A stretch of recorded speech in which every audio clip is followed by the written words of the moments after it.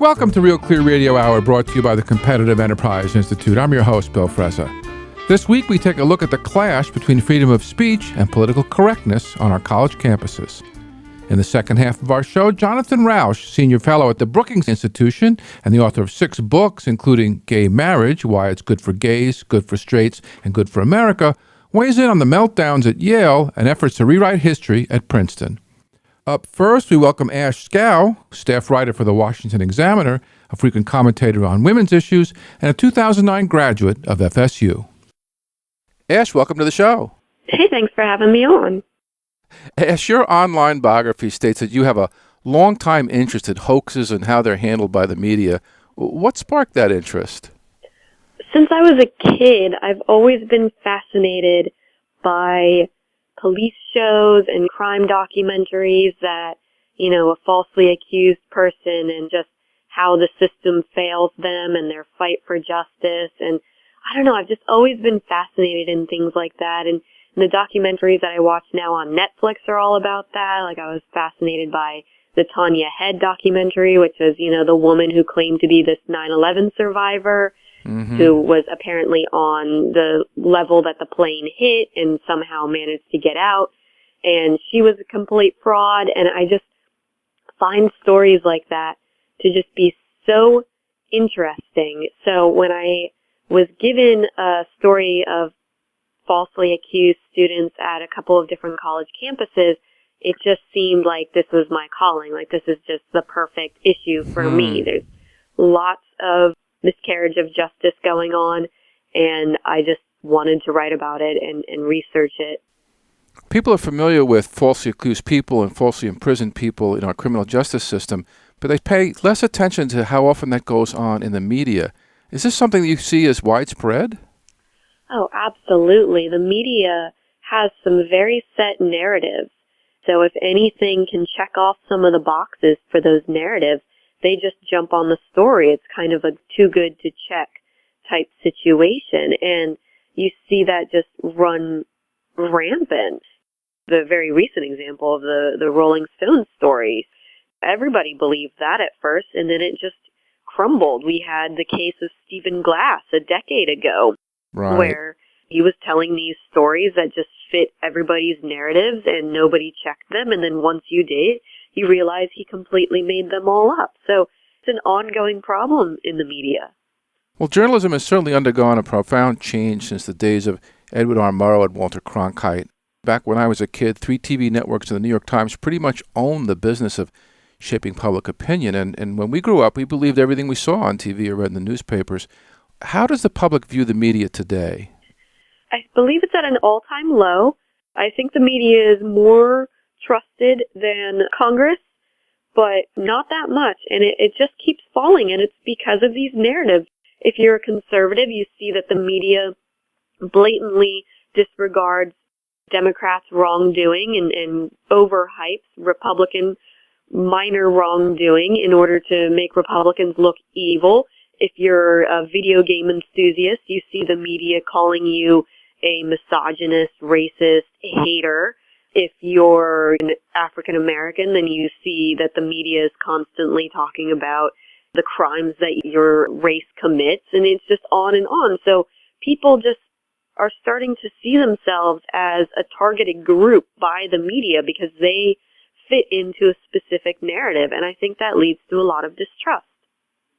Thanks to the digital revolution, I've never read more diverse sources than I'm reading now, and yet news coverage seems to be dominated less and less by classic 5 W's reporting, who, what, where, when, why, and more on commentary driven by a skimpy set of murky facts. How has this contributed to political polarization? I'm commentary, not strict reporting. So I think that it has a place for getting people interested in reading the news so that it's not so dry and boring. And so you put some opinion in there, and there's some great opinionated journalists or kind of commentary writers who can write very factually accurate news, but in such a way that someone actually wants to read it. And sometimes you have to put a little commentary in that, and you might not agree with everything they write, but I think that the Washington Post blog, The Fix, does a very good job of putting in a lot of factual information while also making it something that's entertaining to read. So you see a place for commentary, but I think that a lot of people have used commentary and opinion in order to insert a narrative that makes facts conform to the way they see it. So you ignore a whole lot of information in a story in order to conform to the story that you want to tell. And, I may have been guilty of that. I'm still learning as a journalist, so I don't think that I have that problem now. I feel like maybe I did when I was younger, but it's kind of easy to see somebody say something. You see it with Obama, you see it with the GOP presidential candidates. They say something, and then somebody takes it out of context in order to support the narrative that they want to tell, which with Jeb Bush, it's that he's uncaring. So when he was talking about stopping gun control, when he gave this big long paragraph of a response, and at some point toward the end, he said stuff happens, which people then reported it incorrectly as him basically saying gun crime happens. Well, stuff happens, as if he doesn't care. But if you actually read the transcript, that's not what he said at all. But you see things like that. That's journalists, alleged journalists, using things like that in order to promote their own narrative and getting away from the facts. Well, there's a new category of journalism known as clickbait journalism, pioneered by media outlets like the Huffington Post and Gawker, and it's become widely practiced even by established news organizations. And of course, the idea is to deliver eyeballs to advertisers. Flesh out the concept of clickbait journalism for us. And I'm curious whether you think it's burning itself out or is likely to become a permanent feature of the media landscape. I think that it's still working, even though there are a lot of people that are recognizing it and might not give into it. But there's still that desire, I guess, especially on social media like Twitter, where everything's happening so fast that you see an article that is very clear clickbait journalism, but you want to retweet it and add your own comment about how it's clickbait journalism or about how it's stupid. But what you're doing at that same time is retweeting that link. So somebody might actually end up clicking on that link. So you're kind of perpetuating the cycle even though you're calling it out, which is why there's something that I've been trying to use more and more, which is like an archive website where you put the link in and then it's an archived web page so that the people who write clickbait journalism don't actually get the traffic. And maybe that's bad. Maybe some people see that as wrong and kind of cruel to do to other people in your industry. But, if you seriously do want to fight clickbait journalism, then you've got to do something like that. As far as clickbait journalism to begin with, what it is, just putting out an outrageous headline or a really meaningless story, but dressing it up in such a way that people are going to think that it is the most mind-blowing bombshell that has happened in the day. And I think it's a really bad trend for journalists to do. The poster child for clickbait journalism is Gawker, and I understand they're in financial trouble and they're attempting to reinvent themselves through layoffs and a pivot to politics. Any bets on whether they'll survive? I think they will. I mean, they do get billions of clicks a year, and so they've had these big problems, and they're getting sued, and they've had some really bad stories. But overall, they still get a lot of clicks, and they still have stories that people want to read. I read something from them just this day, when I clicked on it, and the link didn't say Gawker. It was, a shortened link. So when I clicked on it, I said, I was at Gawker. But you know what? Sometimes they do have some interesting stuff. And the story I read today, incidentally, was them busting a false narrative. So of course I had to read it. And I feel like when it's a website like that is usually very disingenuous, that giving the clicks to them when they're doing something right is kind of, a free market approach, Reward. This was a bad article. I'm not giving you traffic for this, but everybody should give you traffic for this good article as a way to encourage them to do better. And maybe the system will eventually correct itself. Right. One can hope. Ashe, the so-called war on women remains a raging theme in politics and the media, and especially on college campuses. What's the origin of this meme? It started in 2012 with Democrats who were painting the Republican Party as waging a war on women. So anytime that Mitt Romney said something that was pro-life, well, that's a war on women. Or his, comment that he wanted to get more women in executive positions at his company, he suggested that his aides go out and get more women's Candidates. resumes. Binders full of women was the claim. And so the Democrats ran with that as if it was just the most horrendous thing to say about women, when it was Mitt Romney doing exactly what Democrats wanted, which is to hire more women in places of leadership. The same thing happened in 2014. You had Debbie Wasserman Schultz, the Democratic National Committee chairwoman, because she didn't agree with the policies of Wisconsin Governor Scott Walker.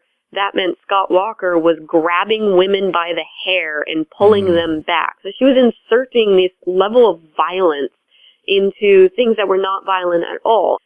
This whole thing comes from the Democrats, that Republican policies hurt women, even though there are Republican women who agree with Republican policies, who believe Democrat policies hurt women by keeping women on welfare and on government assistance. But Democrats think that that's the way to help women, and their way to promote that is by saying Republicans want to hurt women. And it just keeps going with that, where it's, if you disagree, then you must hate women. And it's just one of those false narratives that I hate so much, and the demagoguing that just annoys people so much in politics. Whereas if you don't agree with me, that means you're stupid and evil. Like advertisers, wouldn't they stop doing it if it didn't work? Who stands to gain from fanning the flames of gender divisiveness? Well, for Democrats, it worked in 2012. Obama got reelected. Republicans lost some seats in the House. Democrats kept the Senate. So they tried it again in 2014, and we see how that worked out for them. They didn't make any gains in the House, and they ended up losing the Senate. And, they lost more governorships. So now we see whether they're going to try it again in 2016, which I believe they will, because they do better in presidential elections, and they're going to have Hillary at the top of their ticket, who's just going to say, if you don't vote for me, you're sexist. I don't know if a lot of people are going to buy that, but, it's worked for them before. It might work again. How has the War on Women campaign been spread to college campuses? In this whole idea that women are victims in this country, horribly oppressed, on scale of what they were before suffrage, is basically what Democrats and liberals are telling women now. And on college campuses, you're seeing a whole lot of it, where they're telling women that you have a 20% chance of getting raped while you're on a college campus. And the statistic itself has been largely debunked by multiple outlets, including the Washington Post, that's saying that these surveys aren't saying that 1 in 5 women have been sexually assaulted. They're saying that 1 in 5 women who responded to the survey responded in the affirmative for certain questions asked by the researchers, and those researchers determined that those responses mean that woman was sexually assaulted.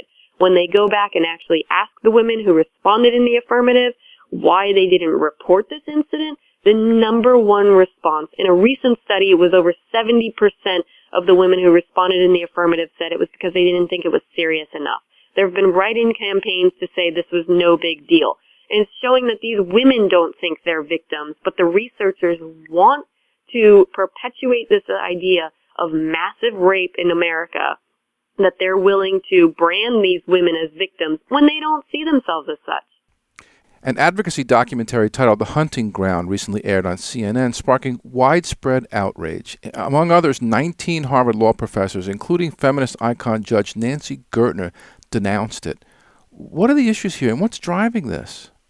Well, it's all propaganda. That film used the debunked statistics. One of its major experts featured in the film was David Lysak, who claims that most rapes on college campuses are perpetuated by a very small number of men, these serial rapists, these predators. And his study have been completely debunked this year. That one, the serial predator study wasn't even specific to college campuses. College wasn't even included in the questions. Most of the people who responded to that study weren't even students. And then it's also been debunked recently that he shows a video when he talks about this, and it's not a single serial rapist that's exemplary of the problem, but it's actually amalgamation of about 12 different men who have varying degrees of different types of rape. So he's using this old tactic, which I don't know if you remember, but Michael Finkel used to write feature stories for the New York Times, and he was fired because he went to report on the African slave trade, and he wrote about one man who was an alleged slave. And it was discovered that he wasn't writing about one man. He was actually making a composite of multiple men. You also remember this from Obama's composite girlfriend from his books, right? And the outrage over that. So that's basically what Lysick did in order to promote this serial rapist theory.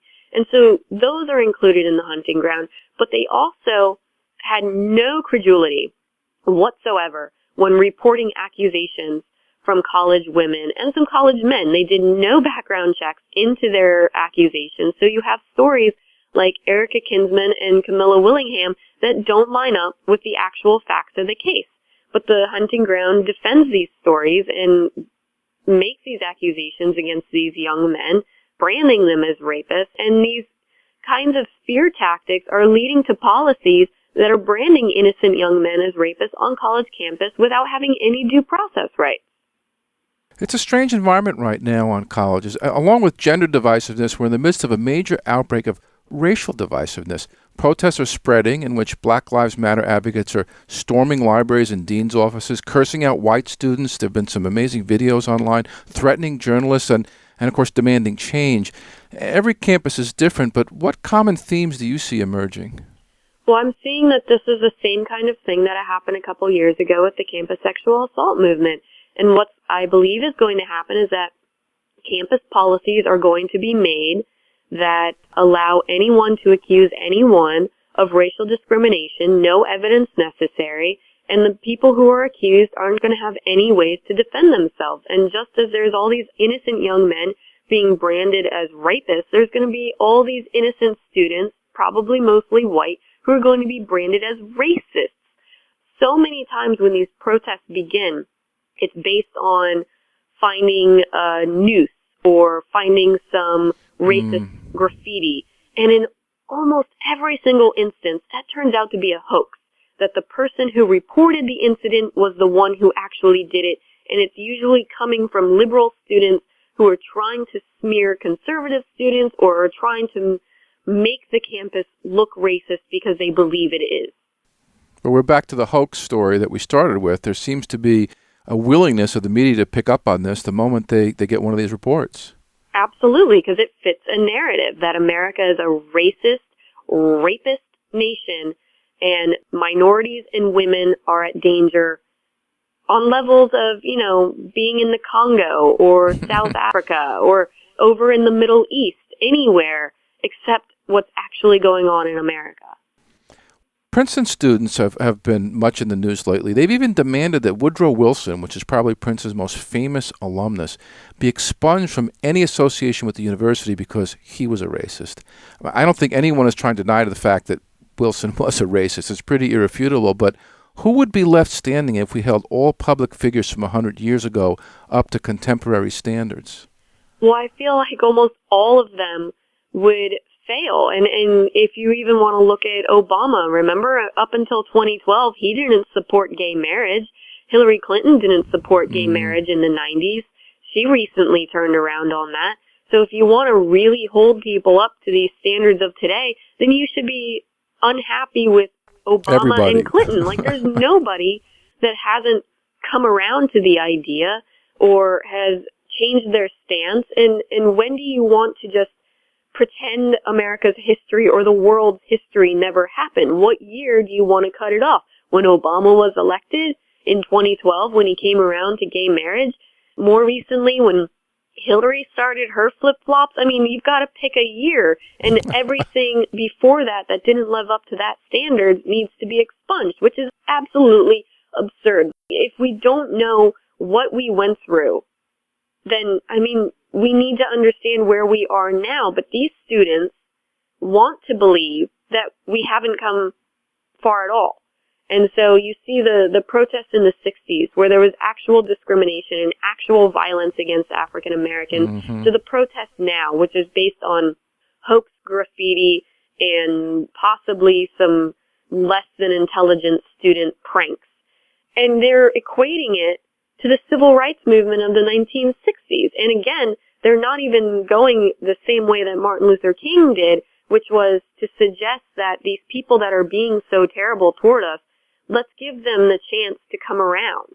These students today, they don't want anyone to get the chance to come around. They want, if you don't agree with us right now, you need to be kicked out of school, you need to be fired, and you need to be lynched by a mob. So you talk about absurdity. Some of the college protests have crossed over into onion territory. Am I correct that yoga was banned on one campus because it committed the crime of cultural appropriation? What does that mean?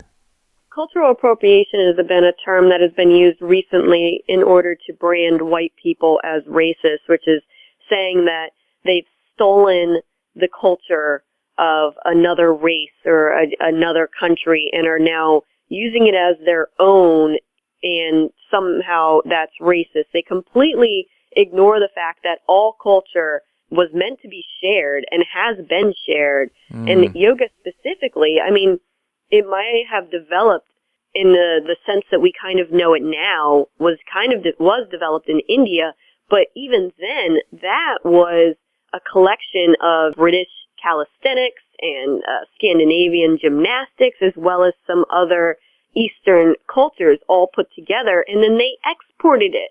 They wanted to send it to other cultures so that other people could adopt it and experience it. If these people who harp on cultural appropriation were to really do some research, I really see that they wouldn't be able to do anything. The food that we eat has all come from other cultures.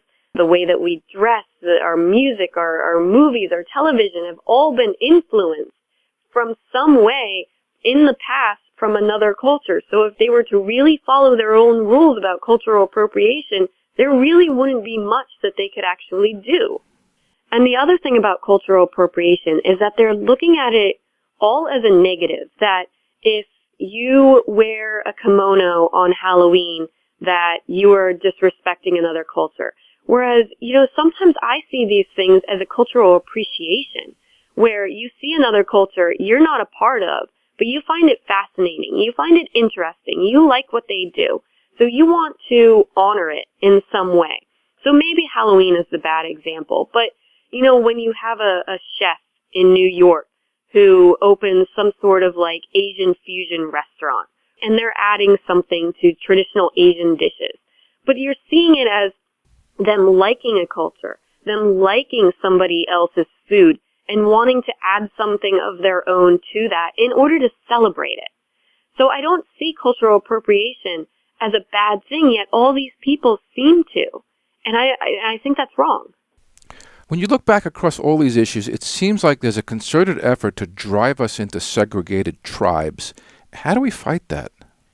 Well, you refuse to be segregated. You look at the people who are calling for cultural appropriation. They're basically saying that you can only do, eat, say, wear, listen to, view, acknowledge things that come from your ancestors, which is the worst segregation I think I've heard of since, 1960s. Because you're saying that white people can't listen to rap. They can't buy headphones, Beats by Dre, which I think is, one, really terrible for, the artists, because you're saying they can't get the business from certain people, which would hurt their sales, which would in turn, wouldn't that be hurting African Americans? People just need to recognize how absurd this is and to just stop giving in. That's the main issue for everything we've talked about, is to stop believing and stop giving in. Ashe, it's been delightful to chat with you. I'll continue to follow your work in the Washington Examiner. Thanks for being on the show. Thanks for having me. That was Ashe Schow from the Washington Examiner here on Real Clear Radio Hour, brought to you by the Competitive Enterprise Institute. I'm your host, Bill Frezza. You can check out Real Clear Radio on Facebook or follow us on Twitter at Real Clear Frezza. And stop by realclearmarkets.com, my go-to place for diverse views on political economics. Ahead, we'll speak with Jonathan Rausch, senior fellow at the Brookings Institution and the author of 6 books, including Gay Marriage, Why It's Good for Gays, Good for Straights, and Good for America. Stay tuned.